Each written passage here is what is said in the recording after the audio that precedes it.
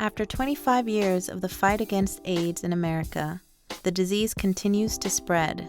And although the HIV/AIDS epidemic has touched every corner of society, urban Black and Latino communities continue to see disproportionately high rates of infection. Half of all new HIV cases occur in young people under the age of 25. Of these, 3/4 comes from communities of color. Educational campaigns that promote condom use and testing oversimplify the problem by failing to address larger social and economic problems. Incarceration, substance abuse, homelessness, high school dropouts, unstable home life, and homophobia are all factors that have been proven to dramatically increase the risk for infection. It's kind of hard to get our people to understand the importance of the AIDS crisis when it takes 10 to 11 years to develop, and they've got to deal with a crisis that's already on their plate in front of them, so AIDS gets backed up behind some of the other issues. These issues are shown through the stories of the young people in this film.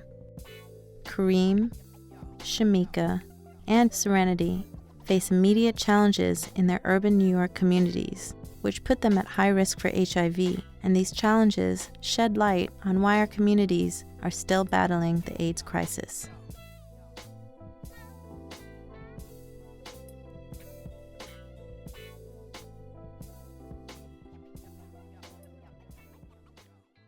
When the whole HIV thing came out, man, I mean, let me tell you something, man. Every chick I've ever dealt with makes me think twice.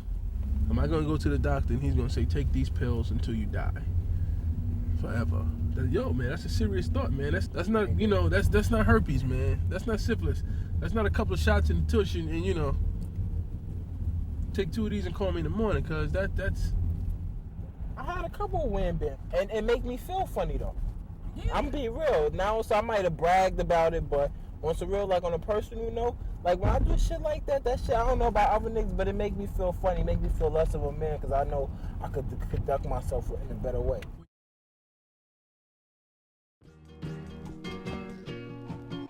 I'm in a $150, B. Iron Horse Hotel. What's that? Go sleep on the train, B. Smash that out. Wake up in the morning. Go see my keys at the store. Let me get a Lucy, a quarter water, oatmeal cream pie. That'd be breakfast, B. Keep it moving.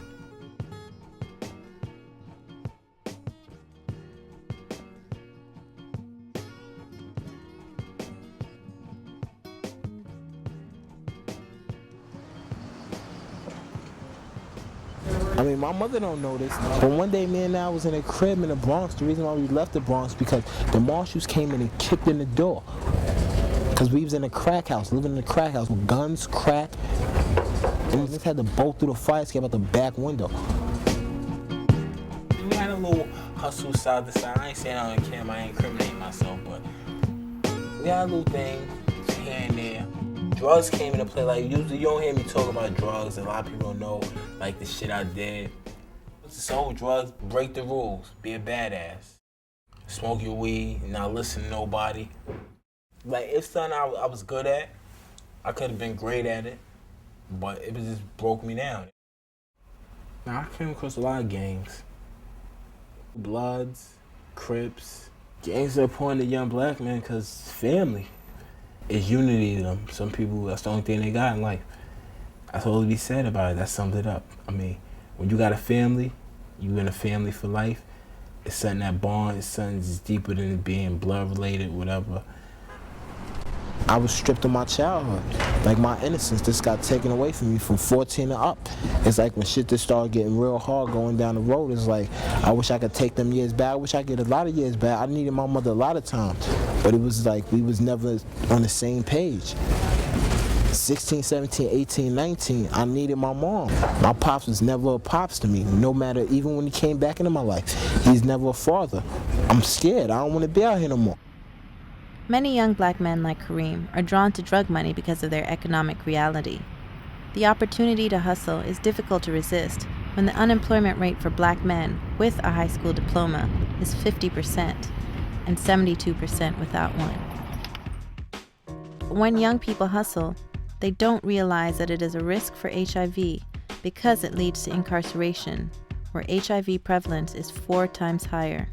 A lot of the young men who are going into places like Rikers Island live in the Bronx. So they're going into the prison system, and then when they're released, they're coming back into the Bronx. And a lot of these young men get infected in the prison system.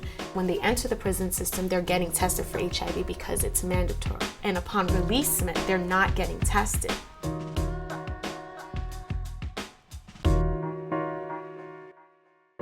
There's no way you can have protected sex. You're not supposed to be having sex in jail at all. Prisons are not letting condoms go through. You know, some of them don't know they got it. Some of them don't care they got it. Some of them know how to go about treating it. So we all end up feeling it.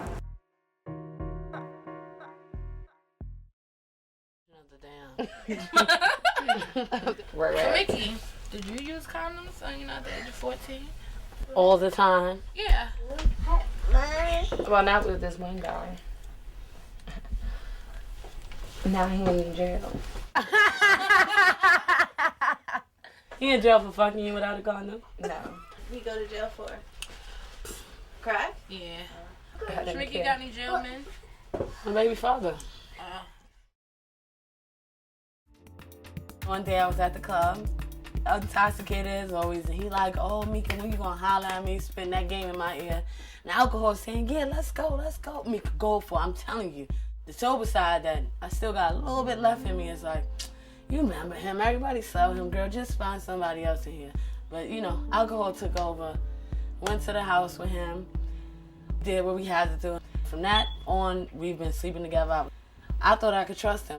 I didn't feel like he was sleeping with nobody else. But all the while he was, because while I was pregnant, somebody else was pregnant by him.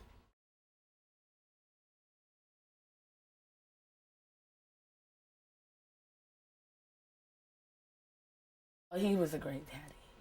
He was always there for her, buying her stuff, but it was just, he was doing it the illegal way. He was making maybe $1,000 every 3 days. If you quit that and you can get a job, but it's hard to get a job that's really making money when he can make the same amount of money in 2 hours. Being in the streets and being a hustler and going to jail, and that took a strain on me too, but it all through, it ruined his life. Just ruined it. There's no way now he can make that up for what he did, because he's been locked up too many times, and after a while it becomes a felony. So I never know if he was coming to my house one day or going to jail the next. So, and he's still locked up to this day, so in and out, in and out, in and out. A lot of young women like Shamika unknowingly put themselves at risk for HIV by not using condoms with their boyfriends, believing that their partners are monogamous, when in fact, they are not. But Shamika isn't thinking about HIV in this way, because she faces more immediate challenges. Shamika was born in the 80s to a crack-addicted mother. Shamika herself struggles with substance abuse. My mother, we have the same attitude, so it always clashes. We can't talk about nothing without arguing. She can't help me do better if she's still doing what I was doing when I was 16. How can you? How can I look up to you when all you want to do is party and bullshit? And then when I come to you and I'm thinking about doing something good, it's like, oh, wow, you're too late now. You should have did it when you was this age. That type of shit, I don't want to hear. Or we're going to wind up fighting. Yeah, Noonie! It's me! Hi, Noonie. I fell in love with her off the bat. She was a sweetheart. I got her to get her license. I got her to get into school. She's been with me for almost 4 years now. She was talking to me and, said that I seem like a nice person and, we're going to have a plan. And if I could follow the plan, then, she'll help me, which was interesting for me, I've never really sat down and had a plan. I just go for the goddamn day. Being with different guys, but I'm not saying everybody goes through it, but most of the people I know go through it. Alcohol, once again, taking me over. I'd wake up and he'd be gone and I'd be like, where the fuck am I? And somebody once told me that, you get so drunk where somebody can have their way with you, one day you're going to wind up in some real trouble. You're going to get raped. And Thank God I ain't never get raped, but everybody's always saying, you're gonna get raped. Why? Why you be wishing that on me? Most of the time I use condoms. Unless I just was like, if I was fucking you for longer than 2 months, then maybe not. But if I was just fucking you every once in a blue, of course I was using condoms. I wasn't really like that stupid. Like, oh no, we don't have to use condoms. Come on. I see you again. You don't got nothing. Now we gonna use them because what's not on the outside may be on the inside. So yeah, I was pretty much trying to wrap it up when I could. When I was alert, I was wrapping it up. When I was twisted, I'd tell you, but if you didn't, hey, fuck it, you know. I just have to deal with the consequences in the morning or whenever the hell I got up. Young women from unstable homes without a strong bond to a parent are at a greater risk for substance abuse, and the chances of their sexual partners being infected are high in urban settings. This can then put them at risk for HIV because they're more likely to engage in unprotected sex when they're under the influence. Can you give a quick summary of your coming out story? Are you not out? I got kicked out of my house. I came out the closet when I was 14 and got gay bashed at the same time. And to already know that to my father I'm a plague and I'm a parasite, it hurts when all I've really tried to ever do was be his son. Faggots get shot out there. Niggas would shoot us. People don't understand that being gay and being in high school is not the easiest thing. You're risking your life by even going to high school. Like, you're risking your life by going to school every day. You don't know if you're gonna make it home. Homophobic is an excuse for being scared. The transgender community is one of the hardest hit by the epidemic, with HIV rates as high as 25% in some urban areas. For trans youth, one of the many risks is sharing needles for black market hormonal therapy. Transgender, lesbian, and gay youth face a host of other risk factors. There are a lot of young people, especially gay, lesbian, bisexual, transgender youth, who are being kicked out of their homes because of their sexual orientation, because young people are coming out at a younger and younger age, and unfortunately are being kicked out. They're homeless. They have to find a way to eat. They have to find a place to stay, and a lot of these young people end up going into prostitution. I would go and have 2 lipsticks and I would put one on top of the other and it would make my lips look amazing. I made a lot of money when I first started in the village. You know, like every day that I would go out there was another guy, a client, a chick, a Joe, whatever you want to call them. They would come up and they would pick me out of a crowd out of 20. It was like easy, quick money. Whew, child, I'm an old school girl. These new girls are like crackheads. They get like $10, $20 a fucking blow. But I'm an old school girl. I used to get $100 for one blow job. I wound up homeless because my mother it was hard for her to accept my sexuality. I left on my own, you know, they didn't want to return home. So I wound up homeless. And I was going from train to train, shelter to shelter, and sex working at the same time just so that I had money in my pocket, food to eat, clothing on my back. I really didn't know the streets. I didn't know nothing really. During the day, I would try to be over anyone else's house, or I would be roaming the village all day long until I had no other choice but to go home, which was the crack house at that time. I would walk in and immediately you would smell the crack and the mixture of the dope and angel dust, and you would just smell it, and that was enough to drive me crazy. After a while, it was like, I just couldn't take it.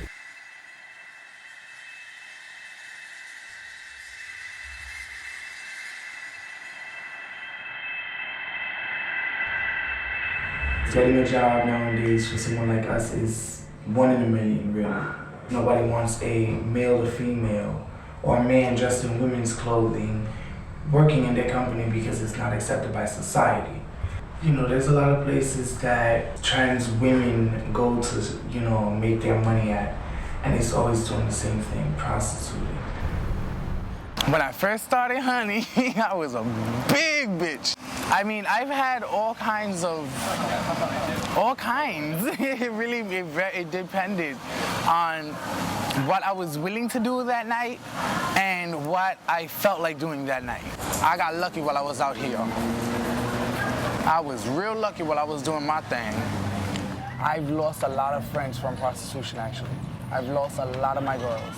A lot of people that I felt close to died prostituting. They got in a car and nobody found them until they were decapitated in the fucking river somewhere.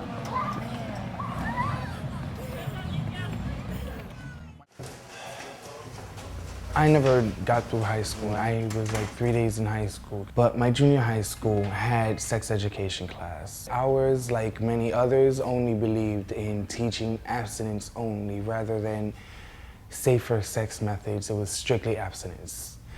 So protection was never something that I actually did with my clients. Many LGBT youth experience harassment and even violence at school because of their sexuality or gender identity. Unfortunately, many are forced to leave school prematurely. People see me and they're like, oh, that's a man, and I'm like, nothing. You know, I just walk, like, don't even bother acknowledging what they say. But when I'm in the street, it looks like I act like I'm the shit. Like I have everything and I don't need nobody, and you know, it's just a little disguise to go and keep people off my back, basically, you know.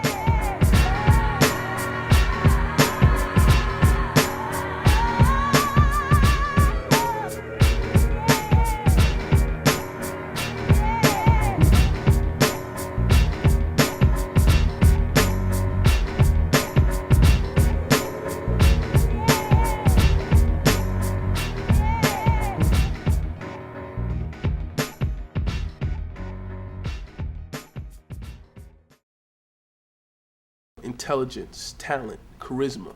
It's all inside of him. Unfortunately, what the street does is the street makes you push all of that down for survival.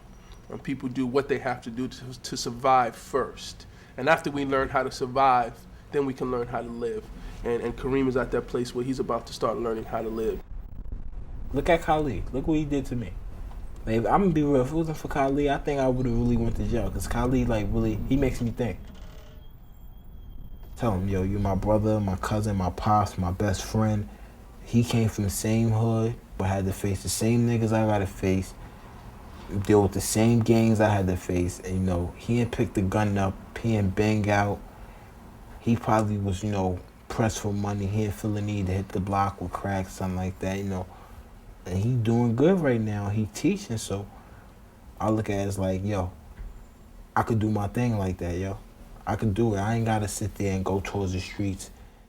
I plan to go back to school. I want to get my bachelor's in political science.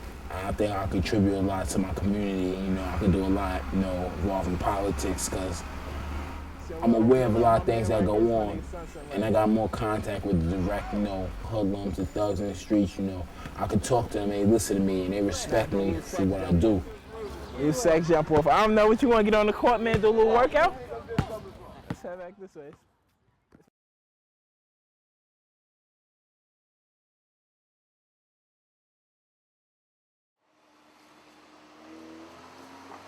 How do you know that her mom is HIV positive? Because her mother told me. Got that information from the horse's mouth. Samantha told me herself. Did you purposely not tell me she was positive, or did you just not think about it? Or It wasn't just... on my mind, you know what I mean? But I'm not ashamed of it. It's 1,000 people who's positive. At least she knows. People don't know. So. Do you guys talk about it? Do you know how she got it? I guess intercourse. That's how she says, but that's probably it. But it don't bother me. I did not purposely tell you. I just wasn't thinking about it because we was just talking about sex.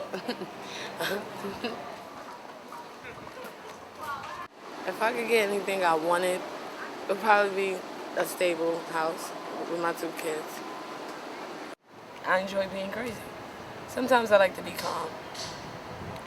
On like days like this when I'm tired and look stupid, I'm calm. Any other day if it's like crowded, I'm probably running up and down the block, bothering people, running in the store, taking stuff, running out, making them chase me, getting wet, drinking, you know. I do it while I'm young and I got the time. Sooner or later I'll have to stop. Thank God I got, a good godmother that babysits. And like when I need a break, I break. Mommy. Yes, For baby. about 3 weeks. That's my phone? Yeah.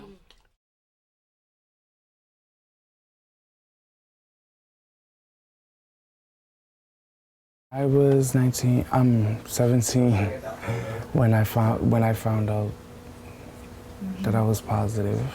I was horrified of the reaction my friends would have. Didn't tell nobody at first. About 4 months after, I got used to the thought, and I was like, you know what, fuck it. Either they're gonna like me anyway, they're gonna be my friend either way, or they're not. It's just gotten easier, And with all my friends, if HIV comes up in any conversation, I find a way to go and state that I am positive within that conversation. I didn't go back to sex working for about another 4 months. I was escorting online and my profile stated I was HIV positive. So I had a hard time making money, but at the same time I was like, it's better off me telling them that I'm positive ahead of time than them getting it from me the way I got it from someone else, unwillingly, unknowing.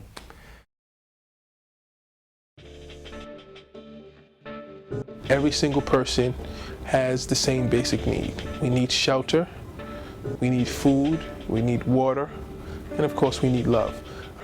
And what happens is that many people put themselves at risk for contracting HIV in an attempt to satisfy these basic needs, whether it's using drugs to be in with certain people that will help fulfill those needs, whether it's a prostitute selling her body for money or for food. A person who hasn't eaten in 2 weeks will tell you, I will go over there and give that guy a blowjob to get this money so that I can get something to eat, and I'll worry about HIV later. People's basic needs have to be met. Until our young men stop believing that the measure of their manhood has to do with how many sexual partners they have, and until our young women begin to believe that sexuality is not going to build their self-worth, and that it's a false sense of self-value that it gives them, until we begin to understand these very basic things, all sexually transmitted diseases, including HIV, including teen pregnancy and broken families, which would just create more of that. It's just going to continue. It's a self-perpetuating problem.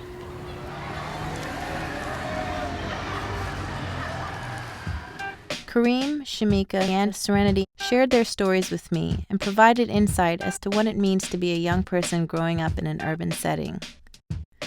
HIV does not exist in a vacuum, and we have to address the context out of which this disease is spread. If we examine all the pieces of the puzzle, like homelessness, substance abuse, broken families, prison, homophobia, lack of educational opportunities, then we will find lasting solutions that will protect communities from being vulnerable, not just from the spread of HIV, but from other epidemics that might arise in the future.